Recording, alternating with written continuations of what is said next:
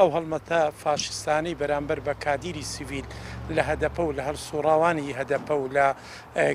پەرلەمانتاران کە بەدەنگ و متمانی خەڵک چوونەتە ئەو پۆستانە ماهیەتی دەوڵەتی تورکیا دەردەخا بەرامبەر بەوەی کە چەند ساڵە لە بەرامبەر پەیامی ئاشتی لە بەرامبەر پەیامی مەدەنیانە لە بەرامبەر خەباتی سیڤیلی خەڵکی کوردستان لە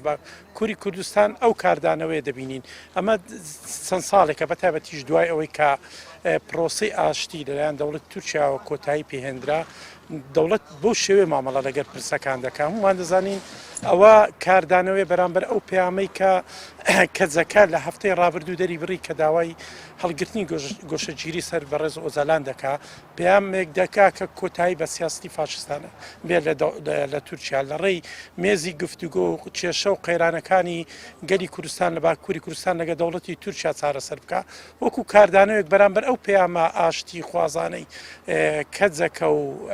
تەنانەت خەباتە مەدەنیەکەی هەدەپا کاردانەوەی دوێنێمان بینی کە لە یەکەم ئۆپراسیۆن بڕیاریاندا 82 کادیر و هەڵسوڕاوی هەدەپ بگرن کە من پێم وایە بەردەوامیش دەبن لە هەمووشی سیرتر گرتنی ئەوانە بە بیانوی ئەوەیە کە ئەوان لە کاتی هەڵمەتی داعش بۆ سەر کۆبانێ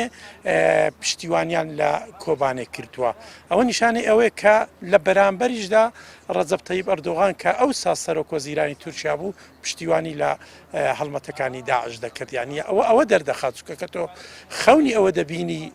کۆبانێ بکەوێتە دەست داعش نیشانەی ئەوەیە کە تۆ پشتیوانت لە هەڵمەتەکانی داعش کردیا ئێستا دوای ئەو هەموو ساڵە دوای 6 ساڵ لە نەکەوتنی کۆبانێ تازە ڕەجەب تەیب ئەردۆغان دێت خەڵک دەگری کە مامانە بۆ ئێوە پشتیوانیتان لە خوەرخۆدانی کۆبانێ گرتیا ئەمە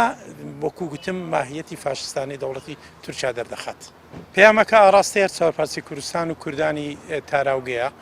پەیامەکە داوا دەکات کە لە خەبات بۆ ڕوبەڕووبوونەوەی فاشیەت پشتیوانی لە کەجەدە بکرێ پەیامەکە بۆ هەڵگرتنی گۆشەگیری ناحەقانەی سەر بەڕێز ئۆزەلانە هەڵگرتنی ئەو گۆشەگیریەیە بۆیە بەڕاستە پێم وایە هەموو تاکێکی کورد دەبێت بە پیر ئەو پەیامەوە بچێت بە تایبەتیش لەوەی کە ئێستای ڕەوشی بەڕێز ئۆزەلان کە دەتوانرێ مخاتبێکی سەرەکی ئاشتی بێ وەک چۆن لە 2014 بینیمان ئەو ڕۆلی بینی لە پرۆسی ئاشتی بۆیە دەبێت پشتیوانی لەو پەیامە بکرێ ئەو گۆشەگیریە سەر بەڕێز ئۆزەلان هەر بگیرێت ئەو مامەڵە فاشیانەی کە لەگەر دۆزی کورد لە باکووری کوردستان دەکرێت کۆتایی پێبێت بەڵێ بەداخەوە ڕژێمی دیکتاتۆری فاشستی تورک دیسان دەستی بە ڕژگورێکی زۆر کردووە لە نێو سەرکردە و کەسایەتیە کوردەکانی باکووری کوردستان کە دوای ئینزایشان زیاتر لە 80 کەسی گرتووە لە چاڵاکوانان و پەرلەمانتاران و ئەندامانی باڵای هەدەپە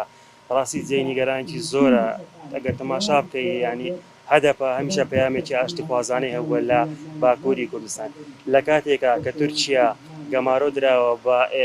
فشاری نێودەوڵەتی فەڕەنسا و وڵاتانی ترەوە لە کاتێکا کە تورکیا لە قەیرانێکی داتە پێوی خراپی ئابووریدایە کۆڕۆناژ ینی کاریگەری زۆری دروست کردووە لەسەر ژیان و ئابووری وڵای تورکیا بەڵام تورکیا لە باتی ئەوەی بیر لە یەکڕێزی بکاتەوە بیر لەوەی بکاتەوە ئاشتی بەرقەرار بێتن بیر لەوە کات و باری دەرونی هاوڵاتیانی خۆی هێور کاتەوە هەستاوە بە ڕەشبگیرێکی زۆری بێمانە بە پاساوی بێبنەما بەڕاستی ینی جێی نیگەرانیە بۆیە ئێمە لە کوردستان نیگەرانین و ینی پێمان ناخۆشە بەڕاستی بەو شێوەیە ئازادی پێشێل دەکرێت و زوڵم لە کورد دەکرێتن لە باکووری کوردستان چکە بەڕاستی بمانێ نەمانێ ئەوان بە شێوازی ئاشتیانی و مەدەنیانە ساڵاتچەکانی خۆیان دەکەن بەڵام ئەوان بە پاسا و بە ناوی تیرۆرەوە کوردان لە باکووری کوردستاندا دەکەن بۆیە ئەمە ئیدانەی دەکەین و هیواداریشین بەڕاستی لە کوردستان لە هەموو پارچەکانی تریش لە ڕۆژهەڵات و لە ڕۆژهاواژ ینی کوردان حەز بە باڵادەستەکان هەڵوێستیان هەبێت و فشار دروست بکەن بەڕاستی ئەگەر فشاری مەدەنی دروست نەکەن و